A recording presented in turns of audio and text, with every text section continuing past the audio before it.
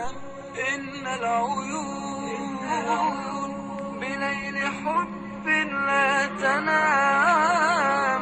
جرح الفؤاد دواؤه عطر الكلام. بسم الله الرحمن الرحيم. السلام عليكم ورحمة الله تعالى وبركاته. أبلين في قالي كبجمه كم ياجت كنكيانا فيديو خنرت ولله بياتك برسيستو يوتيوب أستاذان تكا برتوت إشي barumsa barsiisti mana barumsaa dhaqxe mana barumsaa kanarratti har'a wanni isheen karoorfatte barsiisuudhaaf faayidaa hijaabaa irraa ture jechuudha. Hijaabni faayidaa akkam qaba? Hijaabni dhalaadhaaf faayidaa akkam qaba jettee waan kanarraa dubbachuu murteessite. Akkuma mana barumsaa kana isheentetti halaawaa habbaa lama barattoota kana hiruu jalqabde. Halaawaan takkaani waraqaa mahallii yookiin sharikaa saniitiin maramaadha. Halaawaan takkaan shifaana hin qabu banaadha jechuudha. Barattoota kana hirte. Barattoonni kun halaawaa ta shifaan qabdu san nyaatanii ta shifaan hin qabne san ofirraa dhiisan. Yeroo barattoota kana mararra deemtu ta shifaan hin qabne san barattoonni hin nyaanne jechuudha. Maaf hin nyaanne jettee gaafatte isaani. Akkamitti nyaannaa tu shifaana hin qabdu? Yoo nyaanne vaayirasii adda addaa tuquu mala, akkasuma dhibee qoshashaan adda addaa irra bu'uu mala, qaama keenya irraa dhiibbaa fiduu fi hin nyaanne jedhanii barattoonni deebisanii jechuudha. Isinis jetteen akkuma halaawaa kanaati. Yaani hijaaba uffachuu sin barbaachisaa jettee himteefi.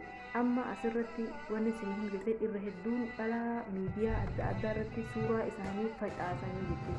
Maaf akkana gootan jettanii yoo isaan gaafattanii. Akka namni bareeduma keenya arguufaa warra siniin jedhu jira jettee. Irra hedduun jetteen ammas hijaabni akka waajiba yookiin dirqama ta'etti hin amanuu. Hin seehuu akkuma hijaabni dirqama ta'e itti hin amanuu jettee barattoota kanaaf ibsuuf kaate. Mee fakkeenya isinii kaasaa jetteen jechuudha.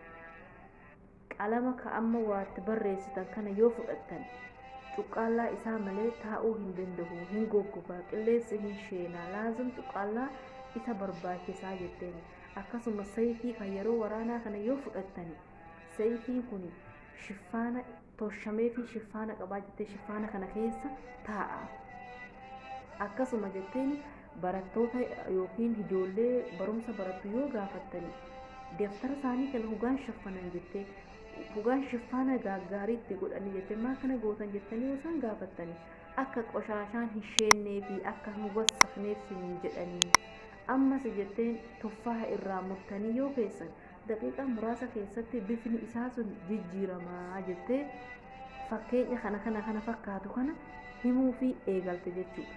Nuti jetteen maaliif dhalaa keenya hijaaba hin jaalachiisne? Maaliif dhalaa keenya hijaaba hin uffachiisne? Akka dirqamaan uffatan, jaalalaan akka uffatan, hijaaba kana akka jaalatan maaf hin goone? Nuhillee akkuma deftara keenya bootaa waan hundaa nagaafaa eeggannu sani bootaa dhalaa keenyaa maa hin eegganne? Dhalaan keenya akka hijaaba uffatan, akka jaalatan maaf hin goone jettee barattoota ishii kana barsiisuu eegalte jechuun bifa bareedaa, bifa jaalatamaa kanaan. Obboleen kee kabajamoo irra hedduu keenya miidiyaa adda addaa irratti suuraa keenya maxxanse. Garii fammaa maxxansitaa jettee yoo isaan gaafatte maal si gashaa siin jedhan. Gariin immoo maashaallah jechuma gaggaarii kanallee si deebisan suurichallee hamaxxansanii walaakiin jecha hamaallee sinitti hin deebisanii jechuudha. Haa ta'u garuu warra hijaaba kana uffatu rabbiin nu taasisu. Obboleen kee warri hin uffatinillee warri hijaabii hin bareedu jedhee yaadu jira. Akkasuma warra hijaabin warri uffatu warra hin bareedne jedhee warra yaadu jira. Garuu sun yaada dogongoraati. Warra hijaaba kana uffatu rabbiin nu taasisu inshaallah. Viidiyoo fi haphaa kana fakkaata.